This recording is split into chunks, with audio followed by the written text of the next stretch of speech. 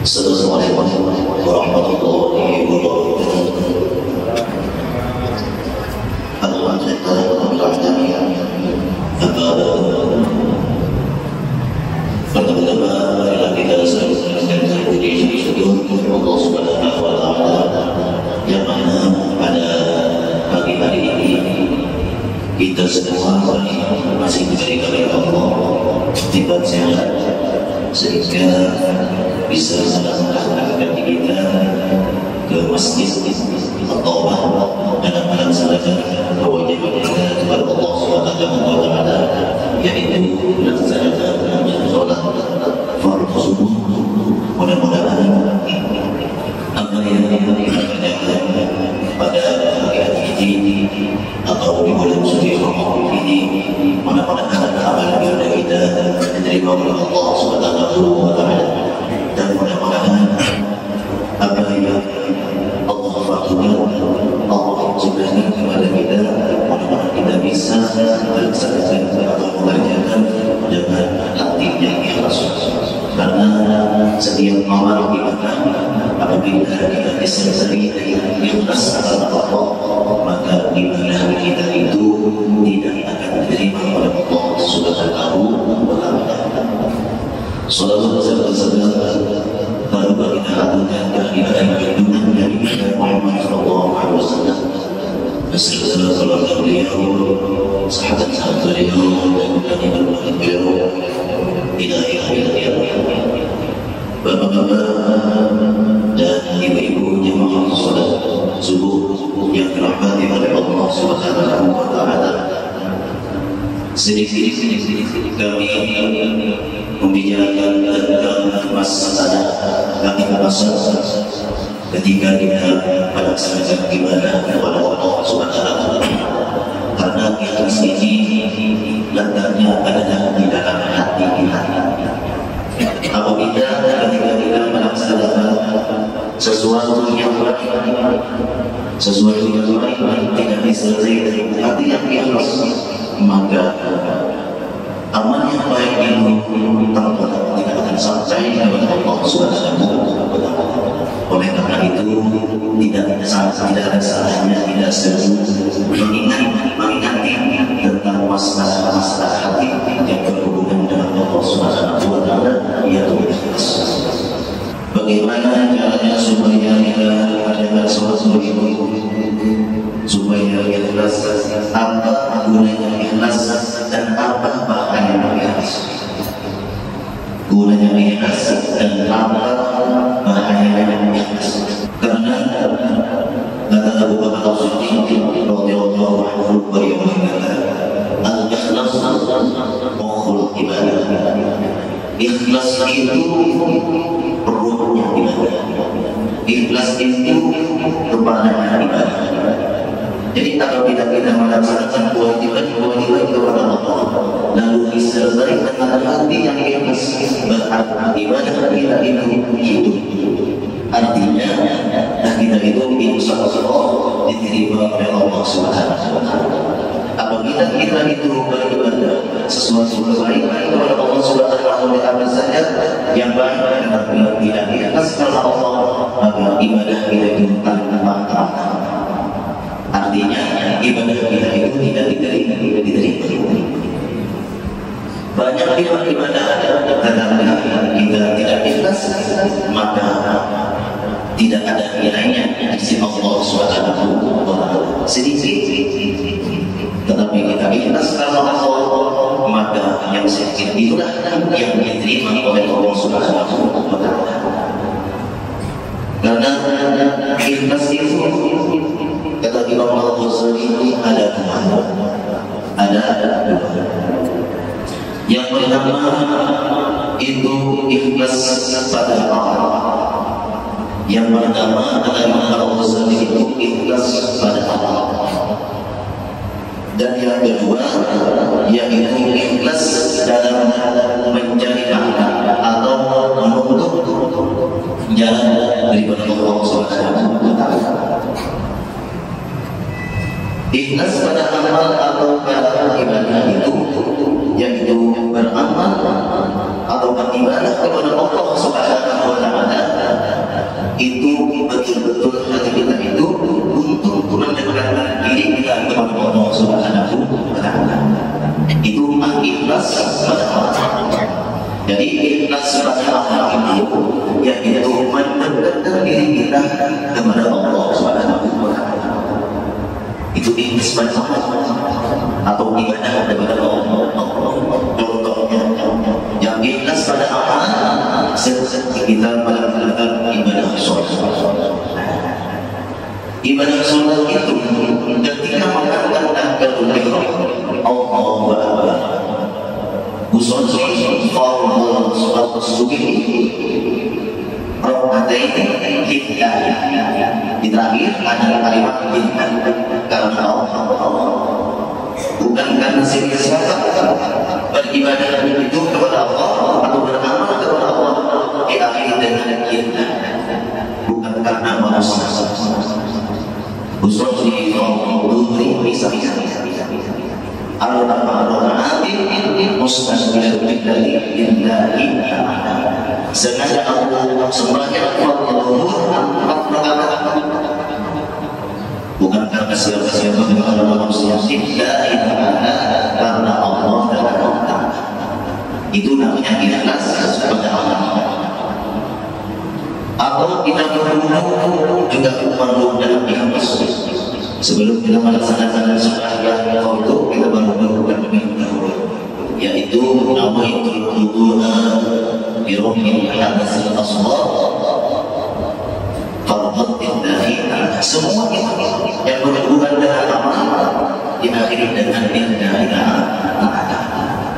Nah, itu yang pertama. Ada pun yang kedua yaitu ikhlas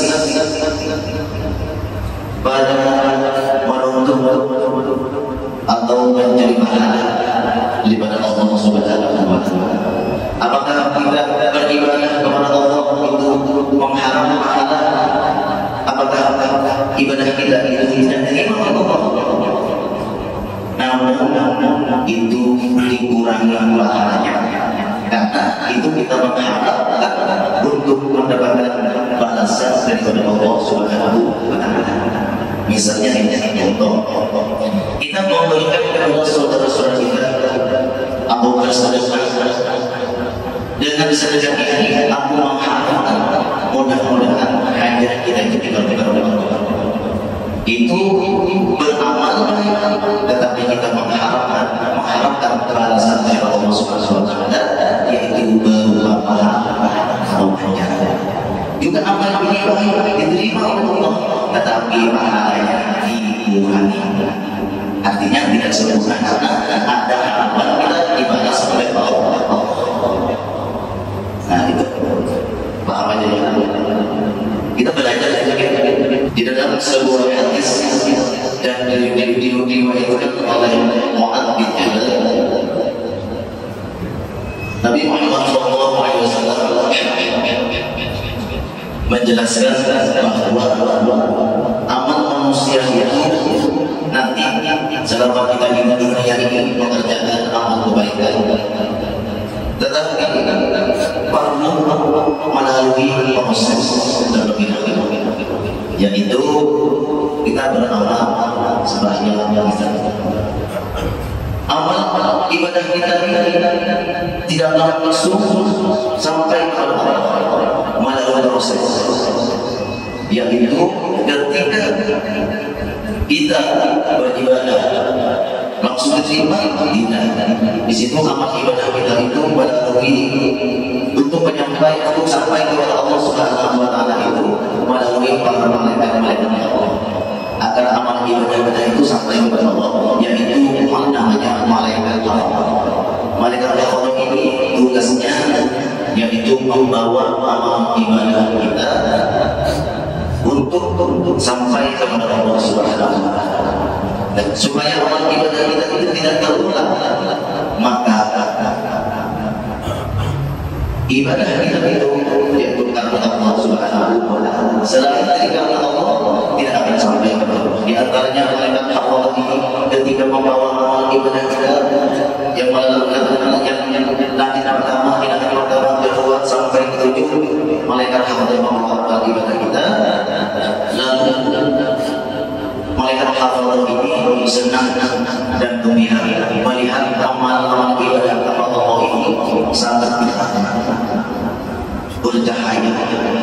senang paling Allah dan melalui pertama menjaga dan pertama itu dijegal oleh menjaga malaikat dan di pintu pertama kata malaikat kenapa amal ibadah orang yang beribadah kepada Allah ini sangat berat yang saya tahu kenapa kok bisa sampai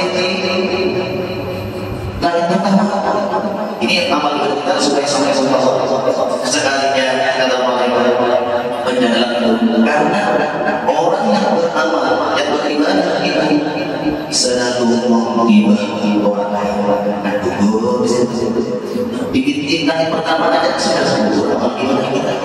Kenapa? Karena kita selalu menghibur orang lain.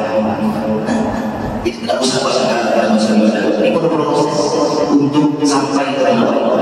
Kalau kita selalu menghibur orang saudara-saudara kita yang muslim, maka amal ibadah kita pertama sudah gugur. Nah, apalagi sampai tertuju itu. Mudah-mudahan kita bisa ikhlas dengan Allah beribadahnya, apalagi ibadah puasa.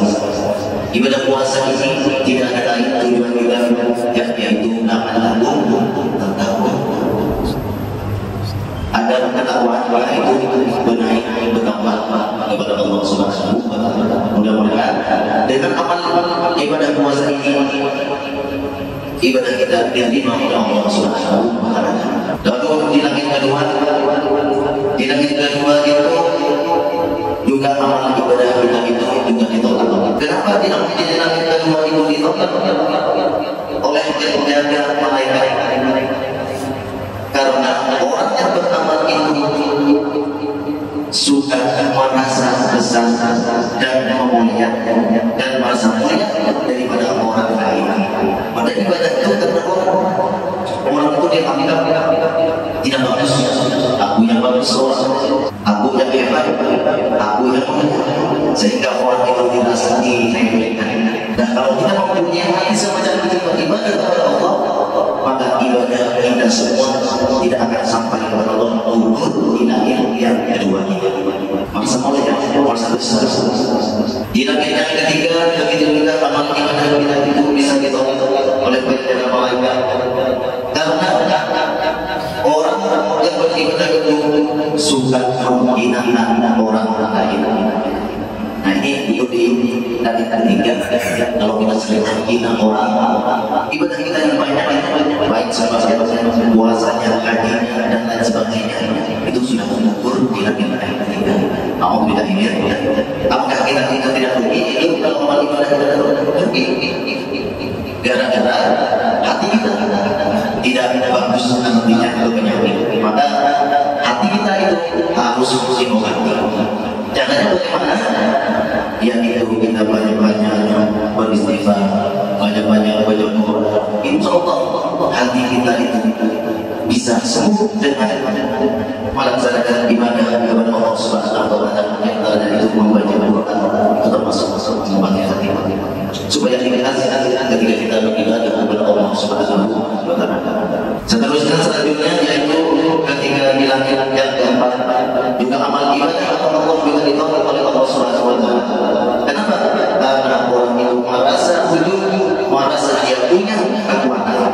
Aku misalnya rajin berjamaah ke masjid besar atau bangga mempunyai kekuatan, bangga mempunyai kesehatan. Aku sering baca Quran, aku sering berjamaah, aku sering hadir di majelis taklim, sehingga orang yang mempunyai hati seperti itu lupa dengan pertolongan Allah Subhanahu wa taala. Nah, sebenarnya begini, alhamdulillah aku bisa beribadah berjamaah ke majelis atau dengan pertolongan Allah. Awal berdiri dengan pertolongan Allah, bisa mengenai setir motor dengan pertolongan Allah, bisa berjalan kaki dengan pertolongan Allah. Kita tidak punya apa-apa, tidak punya kekuatan selain kekuatan yang diberi oleh Allah Subhanahu wa taala kepada kita. Dan yang kelima, yaitu juga amal ibadah kita ditolak oleh Allah, karena orang yang beramal itu tidak mempunyai kasih sayang terhadap makhluk Allah, tidak mempunyai kasih sayang, sehingga amal ibadah kita yang baik, yang bersinar-sinar itu ditolak di akhir yang kelima, yaitu kita karena itu kita tidak punya kasih sayang terhadap makhluk Allah. Apalagi sesama muslimnya, sesama muslimnya, karena kata Rasulullah yarhamu fil ardi yarhamukum fis sama. Allah itu kita disuruh punya kasih sayang sama Allah, bukan siapa-siapa. Makanya di dalam Al-Quran kita diamuni ketika kita berdoa dengan Bismillahirrahmanirrahim.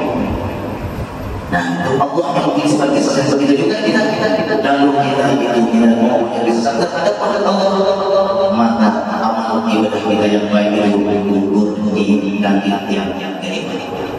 Di langit keenam dan terakhir, yaitu di amal ibadah kita itu 1, 2 sampai 7. Yang terakhir yaitu juga amal kita ditolak oleh Allah Subhanahu wa Ta'ala, karena orang yang beramal itu tidak ikhlas. Jadi intinya beribadah itu betul-betul belajar tentang masalah ikhlas ini, agar apa? Agar ibadah kita itu diterima oleh Allah Subhanahu wa Ta'ala. Apa saja yang baik, bersama memberi orang, membantu administrasi atau menyumbang ke masjid, itu kita harus betul-betul ikhlas kepada Allah, jangan karena manusia, jangan karena manusia, supaya apa? Supaya amal ibadah itu tidak sia-sia di sisi Allah Subhanahu wa Ta'ala. Mungkin ini saja yang bisa saya sampaikan.